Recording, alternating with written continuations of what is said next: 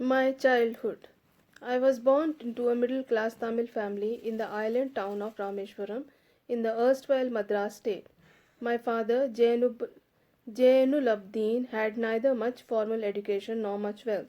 Despite these disadvantages, he possessed a great innate wisdom and a true generosity of spirit. He had an ideal helpmate in my mother, Ashia Amma. I do not recall the exact number of people she fed every day, but I am quite certain that far more outsiders ate with us than all the members of our own family put together.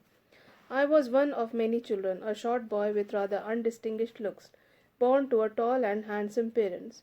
We lived in our ancestral house, which was built in the middle of the 19th century. It was a fairly large pakka house made of limestone and brick on the Mosque Street in Rameshwaram. My austere father used it to avoid all inessential comforts and luxuries. However, all the necessities were provided for in terms of food, medicine, or clothes. In fact, I would say mine was a very secure childhood, both materially and emotionally. The Second World War broke out in 1939 when I was 8 years old. For reasons I have never been able to understand, a sudden demand for tamarind seeds erupted in the market. I used to collect the seeds and sell them to a provision shop on Mosque Street. A day's collection would fetch me the princely sum of 1 anna. My brother in law, Jalaluddin, would tell me stories about the war which I would later attempt to trace in the headlines in Dina Money. Our area, being isolated, was completely unaffected by the war. But soon India was forced to join the Allied forces and something like a state of emergency was declared. The first casualty came in the form of a suspension of the train halt at Rameshwaram station. The newspapers now had to be bundled and thrown out from the moving train on the Rameshwaram road between Rameshwaram and Dhanuskodi. That forced my cousin Samsuddin, who distributed newspapers in Rameshwaram, to look for a helping hand to catch the bundles, and as if naturally I filled the slot. Samsuddin helped me to earn my first wages. Half a century later, I can still feel the surge of pride in earning my own money for the first time.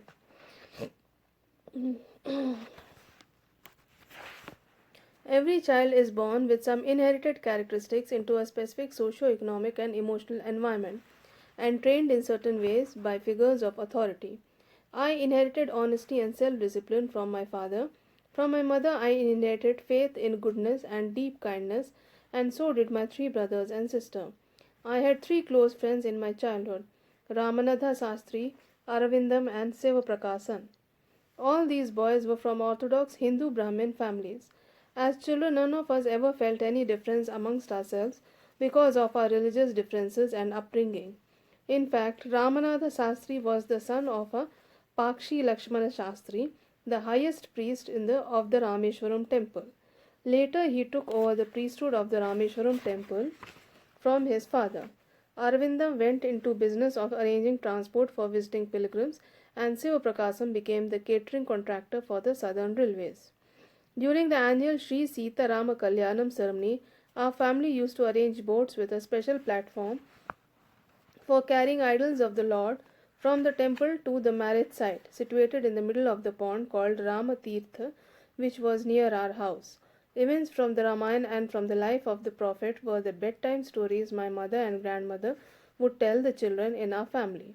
One day, when I was in 5th standard at the Rameshwaram Elementary School, a new teacher came to our class. I used to wear a cap which marked me as a Muslim, and I always sat in the front row next to Ramanath Shastri, who wore the sacred thread. The new teacher could not stomach a Hindu priest's son sitting with a Muslim boy. In accordance with our social ranking, as the new teacher saw it, I was asked to go and sit on the back bench. I felt very sad, and so did Ramanath Sastri. Looked utterly downcast as I shifted to my seat in the last row. The image of him weeping when I shifted to the last row left a lasting impression on me. After school, we went home and told our respective parents about the incident. Lakshmana Shastri summoned the teacher and, in our presence, told the teacher that he should not spread the poison of social inequality and communal intolerance in the minds of innocent children. He bluntly asked the teacher to either apologize or quit the school and the island.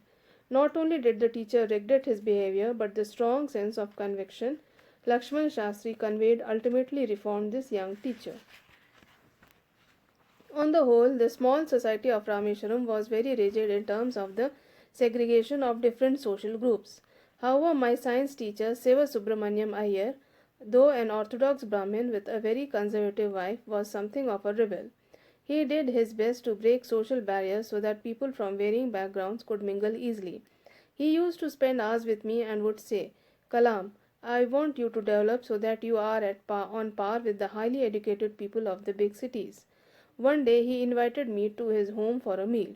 His wife was horrified at the idea of a Muslim boy being invited to dine with her in her ritually pure kitchen. She refused to serve me in her kitchen. Siva Subramanya Iyer was not perturbed, nor did he get angry with his wife, but instead served me with his own hands and sat down beside me to eat his meal. His wife watched us from behind the kitchen door. I wondered whether she had observed any difference in the way I ate rice, drank water, or cleaned the floor after the meal. When I was leaving his house, Siva Subramanya Iyer invited me to join him for dinner again the next weekend. Observing my hesitation, he told me not to get upset, saying once you decide to change the system, such problems have to be confronted. When I visited his house the next week, Siva Subramanya Iyer's wife took me inside her kitchen and served me as food with her own hands. Then the Second World War was over and India's freedom was imminent. Indians will build their own India, declared Gandhiji. The whole country was filled with an unprecedented optimism. I asked my father for permission to leave Rameshwaram and study at the district headquarters in Ramananthapuram. He told me as if thinking aloud, Abul, I know you have to go away to grow. Does the seagull not fly across the sun, alone and without a nest? He quoted Khalil Gibran to my hesitant mother. Your children are not your children. They are the sons and daughters of life's longing for itself. They come through you, but not from you. You may give them your love, but not your thoughts, for they have their own thoughts. APJ Abul Kalam, an extract from Wings of Fire.